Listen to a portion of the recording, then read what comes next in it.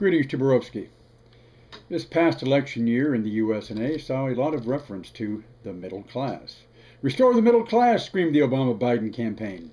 Even Golden Boy, what was his name? Mitt Romney. Even Mitt Romney, in castigating his parasite 47%, was trying to unite the middle and upper classes together, playing them against the bums, living off federal earned income credit rather than federal stimulus packages. But what relevance does the generic term middle class have any longer in describing the USA, or the Eurozone too for that matter?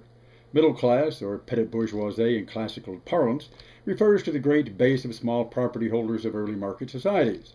The yeoman farmer, that nation of shopkeepers, the carpenter, butcher, baker, and candlestick maker, whose social weight lay behind the democratic movements of the French Revolution and after. The sans-culottes demanding the blood of the aristocrats for centuries of disfranchisement. The French Revolution's war cry of peace to the projects, war to the condos still rings in the nightmares of the capital gains class. This middle class was always seen as the backbone of bourgeois democracy, and American political culture is nothing if not the extreme rhetorical epitome of this model. An economic and political field freely open to all comers is seen as the commanding height of human social justice. Every man under his own vine and fig tree, under the sheltering shade of the rule of law. This demographic is the backbone of democratic consensus in the First World because it's only in the Atlantic market economies where enough wealth was generated to sustain it. The union of rising capital gains and technology produced the modern corporation, but for many generations it still remained impossible to centralize supply and demand across a single market area, let alone the globe. Thus, a localized, small-town market economy remained the demographic base of society in many regions long after it had disappeared in the major commercial centers of capitalism. In our modern globalized economy, this kind of middle class is reduced to an anachronism, and its politics with it.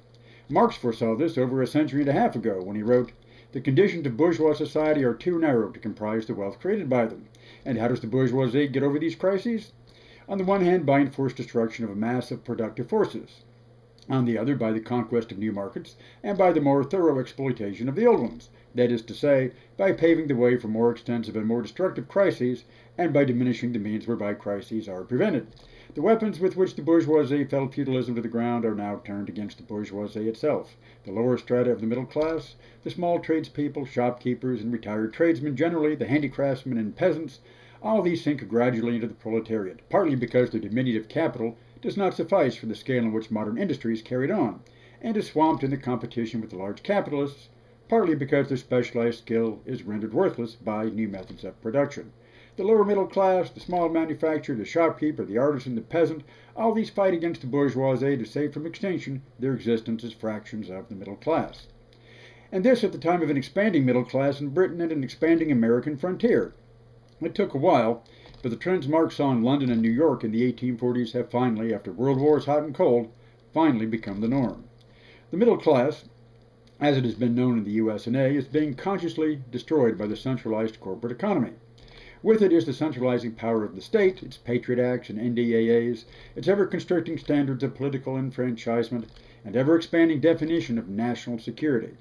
Because in a propertied society, the only real political protection is how much you own. When there is no middle-class property to tax and protect, the state will become the instrument of those classes left standing. It will become even more repressive, to tighten the grip of the master class over the restless rabble of losers who must be stripped of civil rights as they've been robbed of their homes and jobs. What friends do beggars have in court or in City Hall? As Marx foresaw a century and a half ago, capital has burst its confining bounds of middle-class property, of democracy, and is now crafting a national security surveillance state more totalitarian than Stalin ever dreamed, surpassing the blinkered imagination of Orwell as it defends freedom. As Marx also wrote, the despoiled middle class, in resisting this trend, clinging to past illusions, are therefore not revolutionary, but conservative. Nay more, they are reactionary, for they try to roll back the wheel of history. That's the basis for their belief that their pauperization is caused by socialism, by big government, without realizing that the state is always, without fail, merely a tool of those who use it, not a living instrument of its own will. Behind the fearsome facade there is always a man behind the curtain. But as Marx again penned, if by chance the declining middle classes are revolutionary, they are so only in view of their expanding transfer into the proletariat. They are thus defending not their present but their future interests. And that is precisely where they're at now. The spoiled first world middle class sinking into second world standards of living, while the third world creeps in ever closer at the edges. The groundwork for socialism is being laid down not by a cabal of liberal Marxists and government-funded universities, but in the boardrooms of Fortune 500 companies who gut and loot the world's resources and labor and leave others to live in the wreckage. We're told that jumping into socialism will destroy the social consensus necessary to make democracy function. Tubaneros, again I remind you this consensus and its social base is already being destroyed as we face each other through your screen.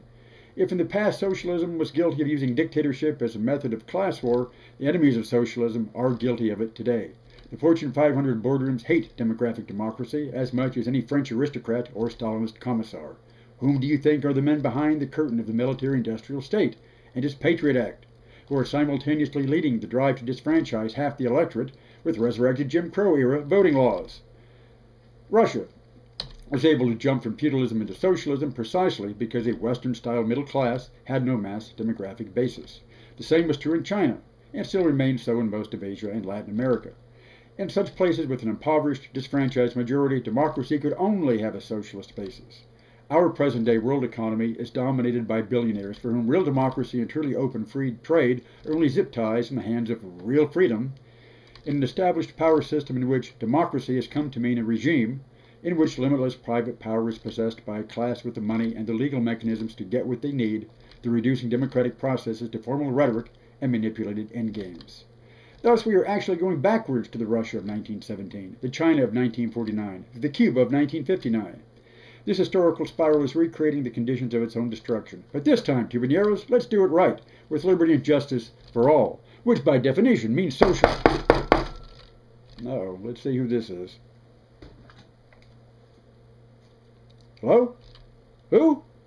Speak up, dude, I can't hear you. Edward? Snowden. Hey, man, they must be jamming your signal, but I can still make you out. What's that? You think it's funny that Russia is giving you asylum from the rulers of the free world in the name of free speech, while they still build the monuments to Martin Luther King Jr. and lecture the world on political prisoners and human rights? Dude, this ain't nothing new. You're just finding out it's a world do as I say? Now, this minute, and what I do is none of your business. The noose they're dangling at you abroad is exactly what they're trying to tie up for all of us you left behind in order to defend our freedom.